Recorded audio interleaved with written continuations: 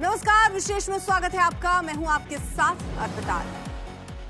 इस वक्त ईरान में कोहराम मचा है, कत्लेआम हो रहा है, प्रदर्शनकारी मारे जा रहे हैं। पश्चिमी एजेंसियां दावा कर रही हैं कि हजारों लोगों की मौत हो चुकी है और ईरान की सरकार का क्रैकडाउन अभी भी जारी है।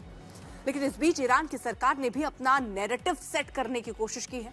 खामनेई प्रशासन ने अब अपने पक्ष में भी प्रदर्शनकारियों को खड़ा किया है जो ईरान भर में प्रदर्शन कर रहे हैं। लेकिन सवाल है कि ईरान की हकीकत क्या है, इस रिपोर्ट में देखिए। ईरान पर अमेरिका के हमले का काउंटडाउन शुरू हो गया है। क्या डोनाल्ड ट्रंप बहुत जल्द ईरान पर बड़ा हमला करने वाले हैं? ट्रंप की अधिकारी क्यों बोली कि ईरान पर हवाई हमले का विकल्प खुला है? ईरान के लोग मुर्दा घरों के बाहर बॉडी बैग क्यों गिन रहे हैं? डोनाल्ड ट्रंप ने यह साफ कर दिया है कि अगर ईरान ने अपने लोगों पर जुल्म करने बंद नहीं किए तो वो ईरान पर बहुत बड़ा हमला करेंगे और वो मिलिट्री हमला करने से भी पीछे नहीं हटेंगे।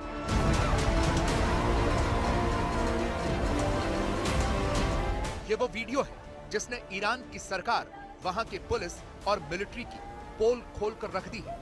दावे तो बहुत थे कि प्रदर्शनकारियों का दमन किया जा रहा है, लेकिन पहली बार इन दावों का समर्थन करने वाला इतना खतरनाक वीडियो मिला है। ये तेहरान की तस्वीरें बताई जा रही हैं। ये कहरेजाद फॉरेंसिक मेडिकल सेंटर के मुर्दाघर के बाहर का वीडियो है। बताया जा रहा है कि अंदर लाशों को रखने की सारी व्यवस्था फेल हो चुकी है, क्योंकि अंदर पहले से ही इतनी लाशें हैं, इसीलिए लोगों के शवों को सड़क पर रखा गया है। आप देख सकते हैं कि लाशों का ढेर लगा है। लोग अपनों के शवों के पास रो रहे हैं। एक कोने से देखते जाइए, ये तस्वीरें विचलित कर सकती हैं, लेकिन ये उन प्रदर्शनकारियों के शव हैं जो ईरान की सरकार के दमन में मारे गए हैं, जिन्हें सीधे ईरान में प्रदर्शन की सजा दी गई, गोली मारी गई। लोग आ रहे हैं, सड़कों पर बॉडी बैग्स में रखे शव देख रहे हैं, अपनों की लाशों को पहचानने की कोशिश कर रहे हैं, बॉडी बैग को खोल रहे हैं और देख रहे हैं कि इतनी लाशों में कि क्या कहीं कोई एक लाश उनके अपनों की तो नहीं है। पूरी दुनिया में ईरान के दमन की गवाही देने वाली ये तस्वीरें वायरल है। बताया जा रहा है कि इन प्रदर्शनों में अब तक 648 प्रदर्शनकारियों की मौत हो चुकी है। मौत का ये आंकड़ा अमेरिका की मानवाधिकार संस्थाओं की तरफ से बताया गया है। ईरान ने अभी तक आधिकारिक तौर पर नहीं बताया है कि कितने लोगों की मौत हुई है। इस प्रदर्शन में करीब 20,000 लोग जख्मी हुए हैं। 10,681 लोगों को हिरासत में लिया गया है। उधर हिंसा लगातार हो रही है। ये तस्वीरें तेहरान के हाफ्ते तीर स्क्वायर की बताई जा रही हैं, जिसमें गाड़ियों में आग लगी। बताया जा रहा है कि प्रदर्शनकारियों ने ये गाड़ियां जलाई और इस वीडियो में साफ सुना भी जा सकता है कि पीछे से फायरिंग की आवाजें आ रही हैं। इन प्रदर्शनों को देखते हुए ईरान की सरकार ने 8 जनवरी से ही पूरे देश में इंटरनेट ब्लैकआउट किया हुआ है। हालांकि 12 तारीख को कुछ प्रतिबंध हटाए गए, जिसके बाद इस तरह के वीडियो भी बाहर आ रहे हैं। लेकिन अब ईरान की सरकार अपनी इमेज की भी चिंता कर रही है और अपने हिसाब से नैरेटिव भी चलाने की कोशिश हो रही है। ये प्रदर्शन भी ईरान में हो रहा है, लेकिन ये प्रदर्शन सरकार और खामनेई के पक्ष में बताया जा रहा है। इन प्रदर्शनों में महिलाओं के हाथों में खामनेई की तस्वीरें हैं। ये बताने की कोशिश है कि ईरान में सब कुछ ठीक है, लोग ईरान की सरकार से खफा नहीं है, इसीलिए ये प्रदर्शन हो रहा है। उधर ईरान के निर्वासित क्राउन प्रिंस रेजा शाह पहलवी लगातार इस आंदोलन को भड़का रहे हैं। वो लगातार वीडियो बनाकर लोगों से सड़कों पर उतरने को कह रहे हैं।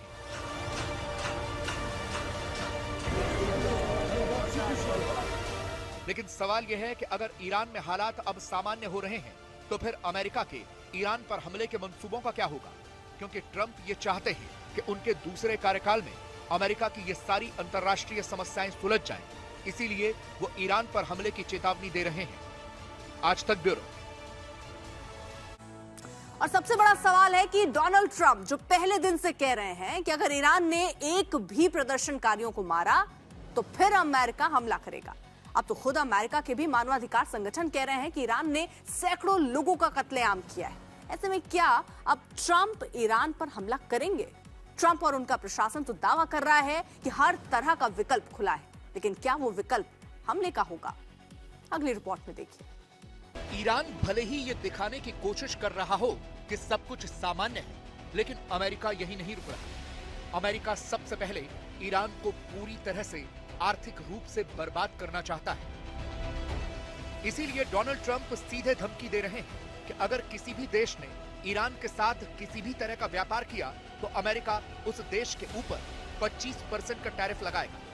ट्रंप ने यह भी कहा कि यह फैसला तत्काल प्रभाव से लागू होता है। ट्रंप ये चाहते हैं कि ईरान से कोई भी देश व्यापार न करे। ईरान से ज्यादातर मुल्क तेल ही खरीदते हैं और ट्रंप चाहते हैं कि ईरान का तेल कोई न खरीदे, जिससे ईरान आर्थिक तौर पर बर्बाद हो जाए। भारत की भी मुश्किलें हैं, क्योंकि अमेरिका पहले ही भारत पर 50% टैरिफ लगा चुका है। इसमें 25% रेसिप्रोकल और 25% रूस से तेल आयात को लेकर टैरिफ शामिल है। ईरान से व्यापार को लेकर अगर भारत पर टैरिफ लगाया जाता है तो कुल टैरिफ 75% हो जाएगा। भारत के लिए मुश्किल तो है, क्योंकि ईरान के टॉप 5 व्यापारिक साझेदारों में भारत भी है। ईरान के टॉप 5 ट्रेड पार्टनर्स की बात करें तो सबसे ऊपर चीन है, जिसका सालाना 45 अरब अमेरिकी डॉलर का व्यापार है। दूसरे नंबर पर यूएई है, जिसका 30 अरब डॉलर, और तीसरे नंबर पर भारत है, जिसका 14 अरब डॉलर का व्यापार ईरान के साथ है। ट्रंप के एक्स्ट्रा टैरिफ का ऐलान करने का मकसद यही है कि वो ईरान को आर्थिक रूप से पूरी तरह से खत्म करना चाहते हैं। लेकिन इसके साथ ही ये भी सवाल है कि क्या अमेरिका ईरान पर कोई हमला करने वाला है, क्योंकि जिस तरह के घटनाक्रम हो रहे हैं उनसे तो यही लगता है।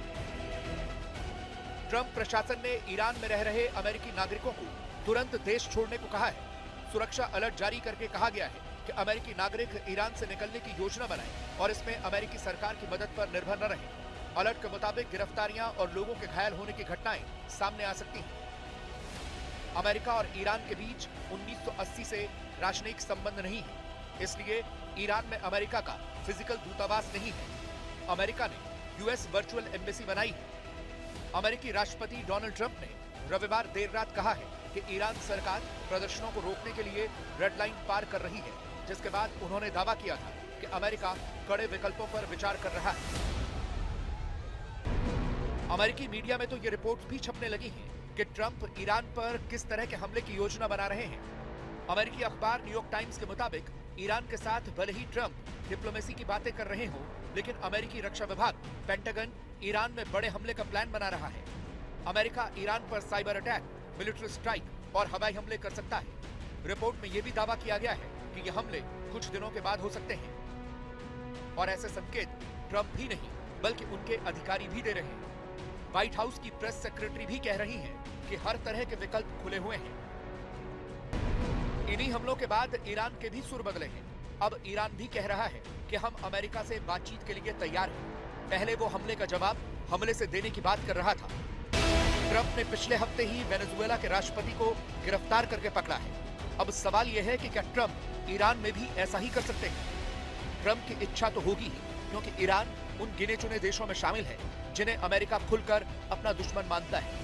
ट्रंप ने पिछले साल हमला करके ईरान के परमाणु कार्यक्रम को ध्वस्त कर दिया था, लेकिन कहीं ट्रंप ईरान पर फिर से हमला तो नहीं करने वाले, क्योंकि ईरान वेनेजुएला नहीं है। इस क्षेत्र में ईरान के पास अपनी सबसे बड़ी सेना है। ईरान के पास 10 लाख सक्रिय सैनिक हैं। अकेले IRGC के पास कम से कम 1.5 लाख सैनिक हैं, जो मिडिल ईस्ट में युद्ध में माहिर है। इसके अलावा बासिज मिलिशिया भी है, जिसमें हजारों सैनिक हैं। अमेरिका के लिए ईरान पर हमला करना वेनेजुएला जितना आसान नहीं होगा।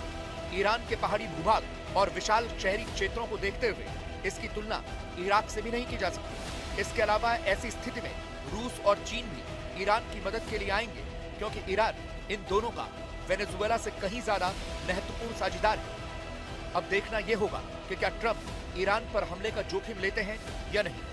आज तक ब्यूरो। और खबरों के साथ हाजिर होंगे जल्द। आप देखते रहिए आज तक। आज तक देश का सर्वश्रेष्ठ न्यूज चैनल।